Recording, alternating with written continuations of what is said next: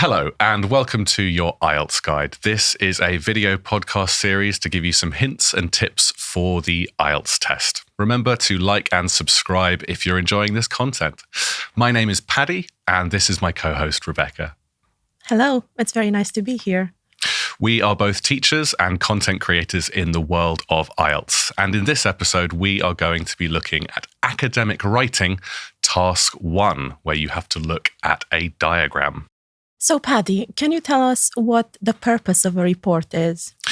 Yes. So the purpose of a report is to summarize information in a diagram. Now, that is a very simple idea, but it's something that a lot of students struggle with. I think the best way to think about it is to think about what the examiner is looking for.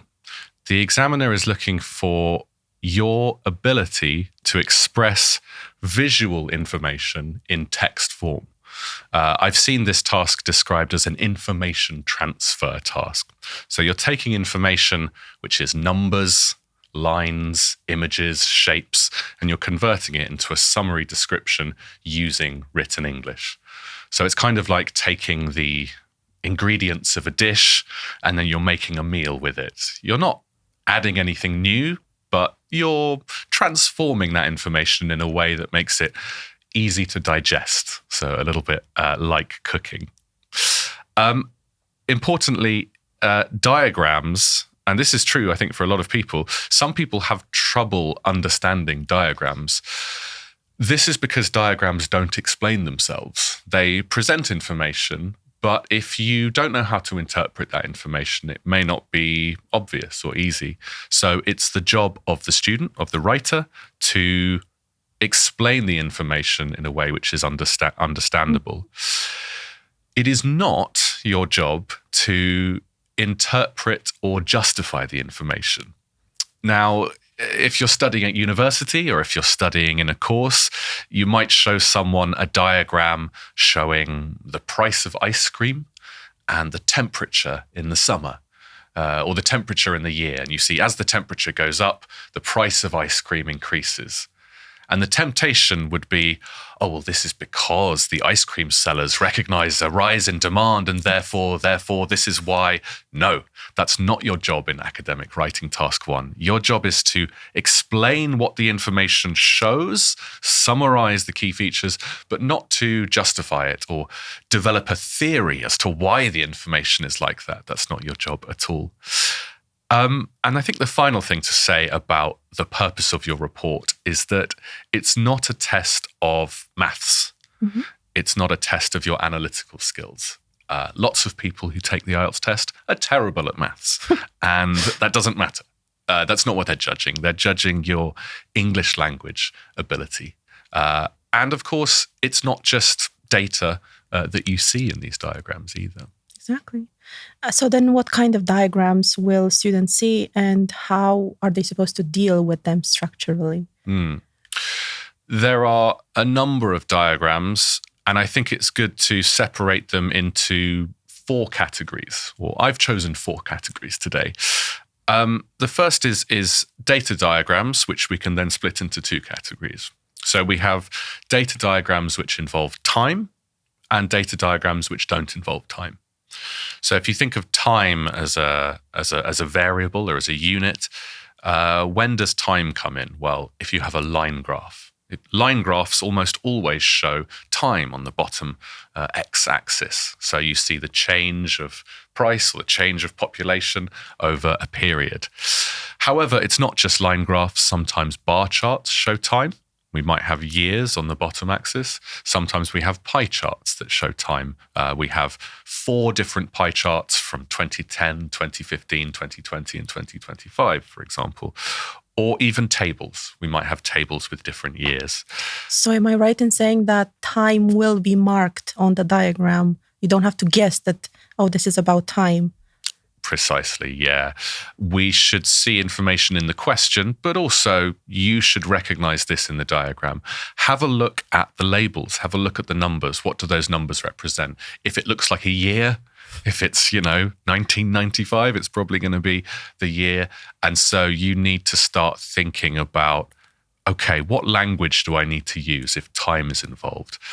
I think many students who have done a little bit of academic writing task 1 are familiar with this language. Increase, decrease, remaining constant. This is the language people study when they first start studying academic writing task 1. But that is not the only type of data diagram. There's also data diagrams where time is not a factor.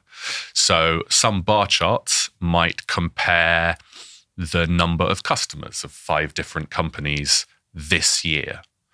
Time is not changing. We're talking about one fixed period and we are comparing these different categories.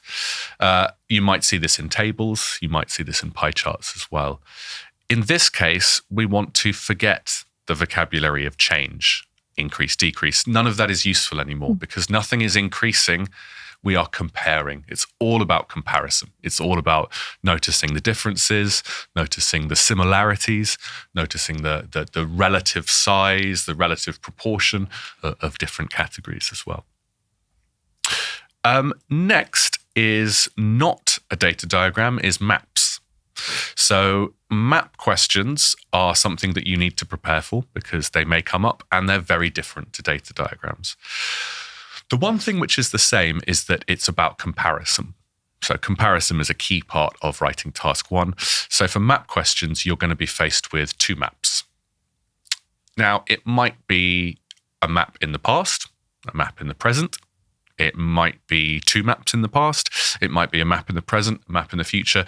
You need to think about the language and the grammar necessary to discuss changes over time with respect to the 2 different time periods. I think you're going to tell us a little more about that later. But you also need to think about the vocabulary, okay? If you have a house and then 5 years later, there's no house there anymore, what happened to that house? Was it demolished? Was it removed? Was it cleared? If there is a tree and then next year there is no tree, what happened to that tree? Did someone blow it up? No, it was probably cut down or the forest was cleared, the field was flattened. Again, this vocabulary of change, not with regards to data, but with regards to landscape, structures, etc. And the final one to mention is process diagrams. I think this one frightens students the most. There's lots of different types of process diagram, but I think we can categorize it. Well, I've categorized it as 3 different types. The first is natural. So we have life cycles, like the life cycle of a rabbit or an octopus or a butterfly, from birth to death and the different stages that occur. We've also got geographic cycles, so the water cycle or the movement of the Earth's plates with volcanoes and earthquakes, etc. Also anatomy, sometimes the inside working of a biological system I've seen. Nothing too graphic, hopefully. The second category is mechanical. So sometimes we get the operation of a machine. So, for example, I've seen how a hot air balloon works. You know, those big balloons that rise up. So, you know, we've got the fuel, we've got the heat, we've got the hot air, we've got the expansion of the balloon. It's stages in a process, but it's a kind of mechanical system, a closed system. But we also might see like the operation of an engine and so forth. These sound like quite difficult things. I'm sure there's engineers watching this who are delighted, but to some people it might sound scary. But all of the key information you need is in the diagram. Again, you are not required to be a mechanic. You are not required to be a biologist to be able to describe this stuff. You must be able to look at the information and then summarize it in a way that anyone can understand. And then the final one is the one that people are more familiar with, which is manufacturing. How a mobile phone is made, how a pencil is made, how a shoe is made, showing the processes from the raw materials in the factory to the finished product being delivered to shops. The language of all of this is actually quite similar. We're talking about sequences, after this, next, after that. And then, of course, the grammar, we're going to be using things like passive structures. We'll talk about that more in a moment. So it's not so much that we are doing these things, that these things are happening or these processes are being done to these things. And Yeah, we just need to think carefully about the grammar and vocabulary necessary for those specific processes. It's worth mentioning that for mechanical and man-made processes, we often talk about sequence, whereas for natural processes, we often talk about cause and effect.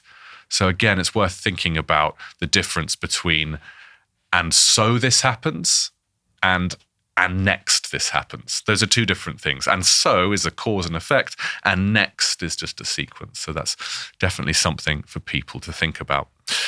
But it is a scary world. And the question is, what do you do if you don't understand the diagram? It's a big question from students. First of all, don't feel bad or guilty. There's nothing wrong with you. I've had to learn this myself. I'm not naturally good at it, but it's about skills that you can develop over time.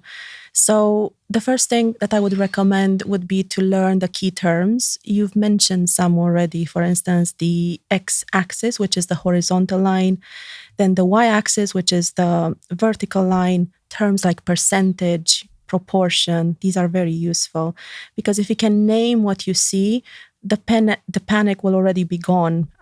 So you won't be looking at something that, like you said, scares you anymore. Then you should describe what you see without overthinking. That's another trap. Like you said, you're not being tested on statistics. You don't need to overanalyze. You just need to describe visual information clearly. Also try focusing on what we call key features. In grammar terms, these are superlatives. So the highest and lowest points, big increases or decreases. In general, interesting comparisons as opposed to the ones that are not so interesting. And that's something that everyone can notice. So the question you need to answer is a 3-word one. What stands out? That's how I look at it. And it's similar to looking at the city skyline. You'd notice the tallest buildings first, the shortest ones, and not something that doesn't stand out in any way. Finally, you should stay structured. So always start with a clear general trend and then move on to specific data, because you don't need to rewrite the entire graph. You just need to summarize.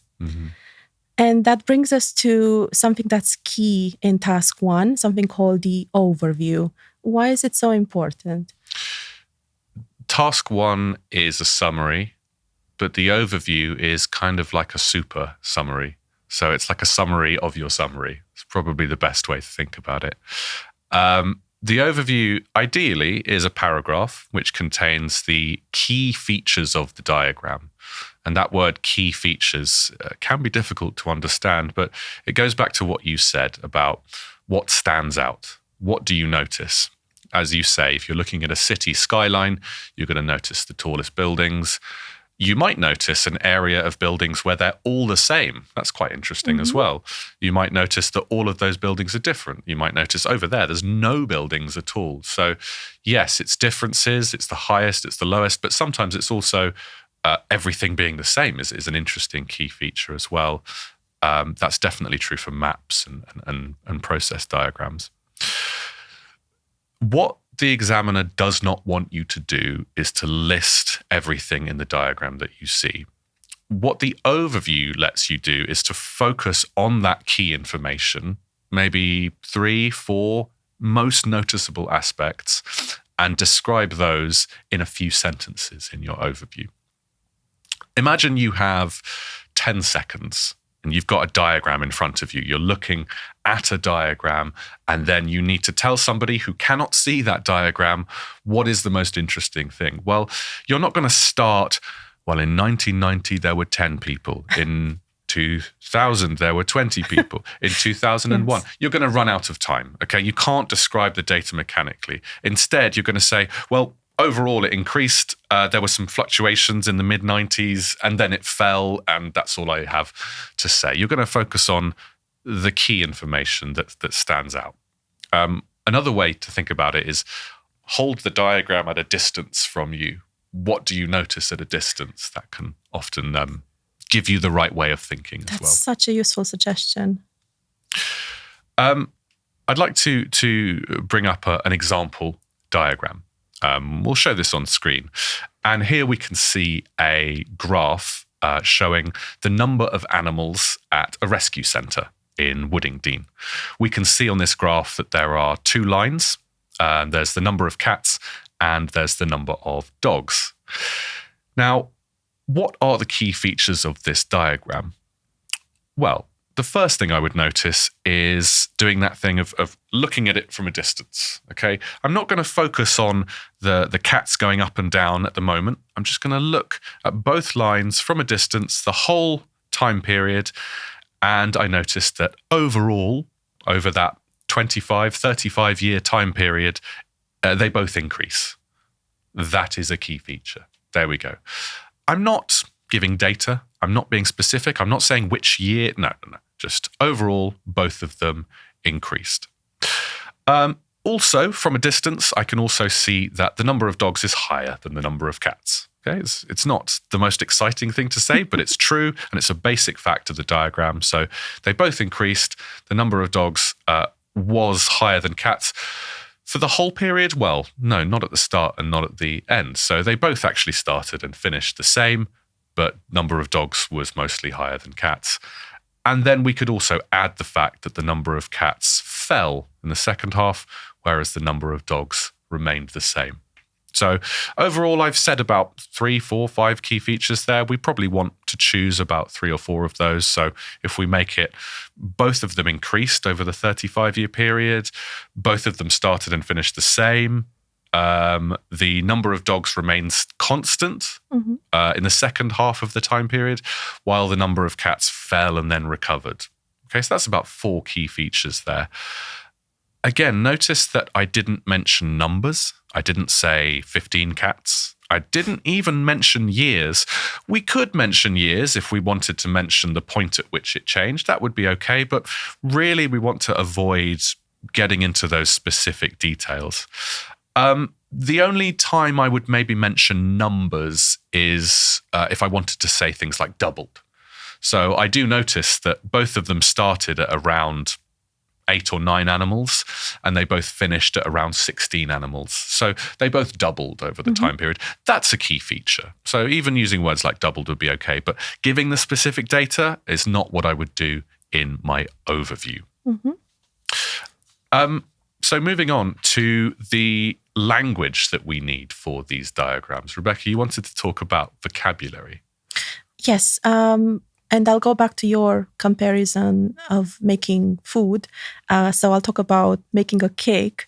If you just want a basic cake, like your regular everyday cake, in terms of IELTS Task 1 performance, you need to start by using simple terms. So think about up, down, and the same.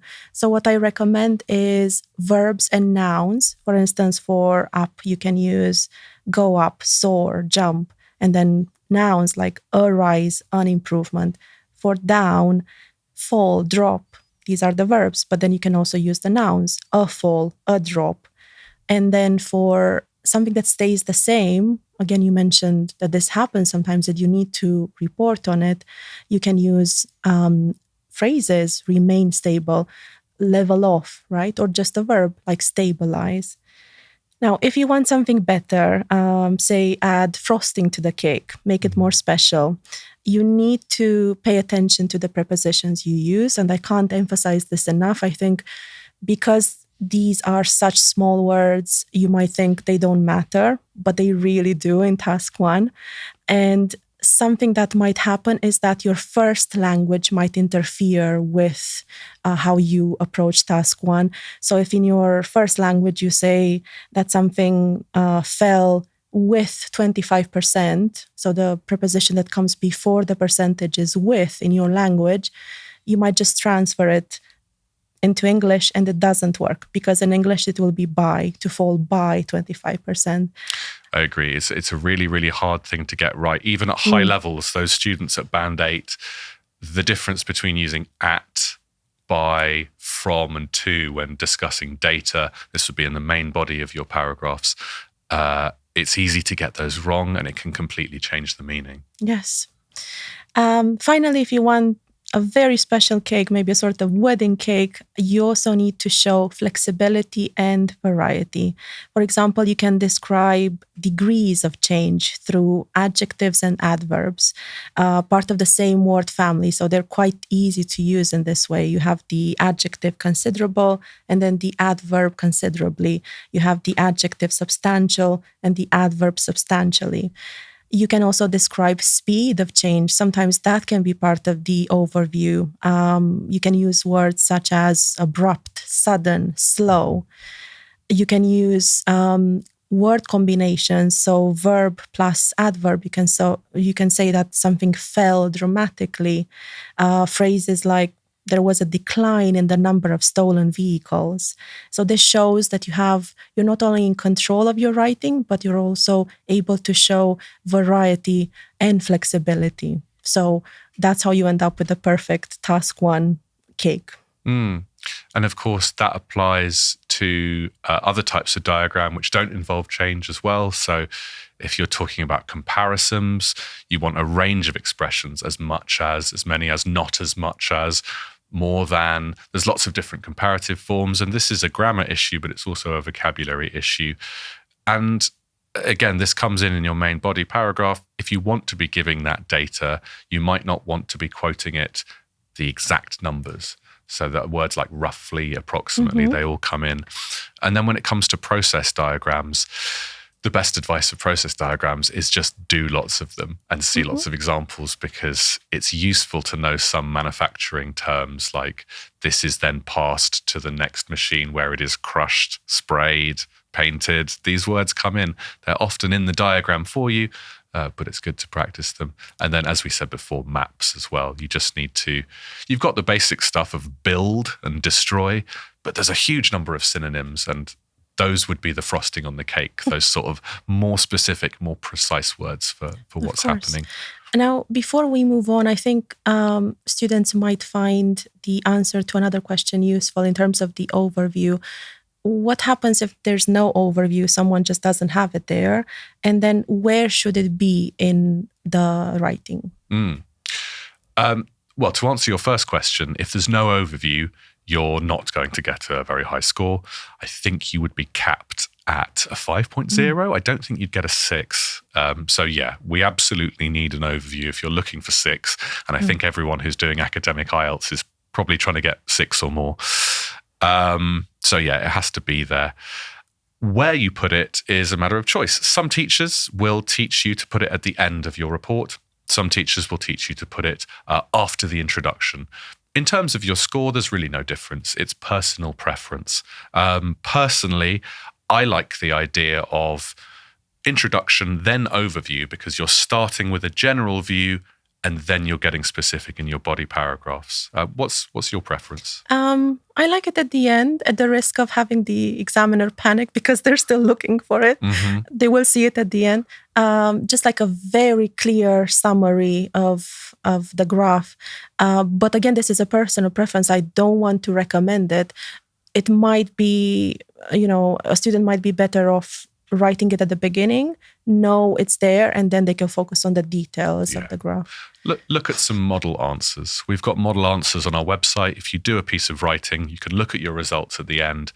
Look at the model answers at the bottom of the page. Many of them will have that overview at the bottom. You can recognize it because it will use words like overall, comma. In fact, I've even heard some students describe the overview as their overall paragraph, which probably don't use that language, but overall is a great conjunction to start your overview with. But this also relates to a question which we haven't really discussed, which is, what is the difference between an overview and your body paragraphs? And I think this is something that can be difficult for students to understand. As I mentioned before, the overview includes general observations without being specific. I mentioned 3 or 4 details of this animal rescue center diagram with dogs and cats. In our body paragraph, we're not now just going to describe the whole diagram in detail, because that's not the purpose of the task. We're going to use those key features from the overview and give data and examples to elaborate and illustrate on those key features. For example, I said before, that overall the number of cats and dogs increased. Okay, so in my body paragraph, now I'm going to give data. In the year 1990, there were 9 dogs and 8 cats at the rescue centre. But by 2025, this number had doubled to 16 for both animals. Notice how now I'm being specific. I'm giving years, I'm giving data, I'm using interesting prepositions. I'm looking for an opportunity to use past perfect there. By 2025, they had doubled. So the more specific language and that use of prepositions comes in your body paragraph. I'm not saying anything different to my overview. I'm kind of repeating myself, but I'm repeating myself with different language and more elaboration. And that's the key part of your body paragraph.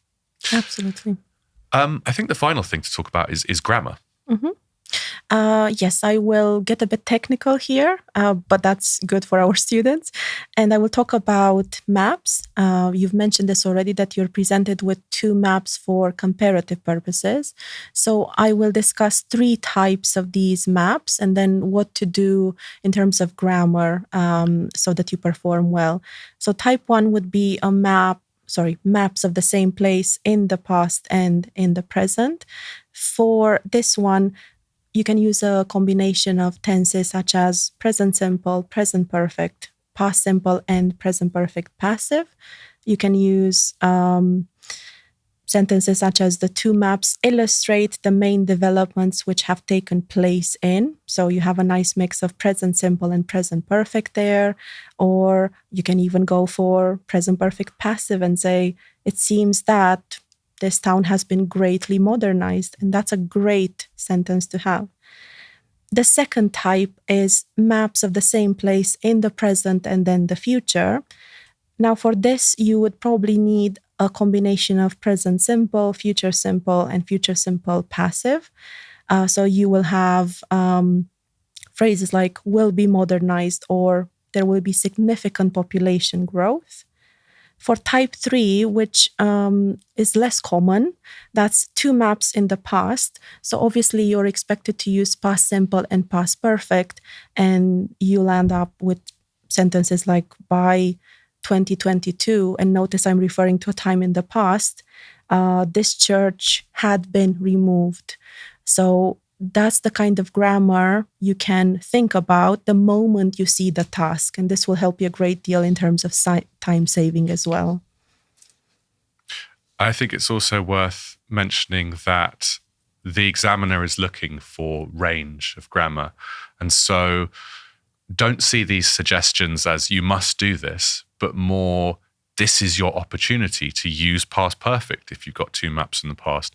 If you've got a map in the future, this is your opportunity to show off your ability to use future forms like future simple or is expected to, is predicted to, all of that stuff. So again, you need to work on this stuff in order to show off your level rather than thinking about it negatively, like I will lose marks if I don't do this. That's probably the wrong way to think about it. And this works in the favor of students who have done a lot of formal training. You know, your teacher always tells you, mind your grammar, pay attention to this mistake that you made, correct yourself here, etc. So that's the chance to show the results of your hard work in terms of grammar. Great. Thanks, Rebecca. Okay, well, thank you for watching your IELTS guide. In the next episode, we will be looking at general training task 1, which will be for those of you taking the general training test. So for academic students, not so useful for you. Remember that you can do more practice and study on the site, IELTS Ready Premium or IELTS Flex. You can access all of the different task types for Task 1, maps, process diagrams, and data diagrams. And you can learn more about the skills for Task 1 in the classes area. We have classes on overview. We have classes on how it's marked. So you may want to check those out. But for now, thank you very much for watching. It's goodbye from me. Goodbye from me as well. And don't forget to like and subscribe. Thank you for watching.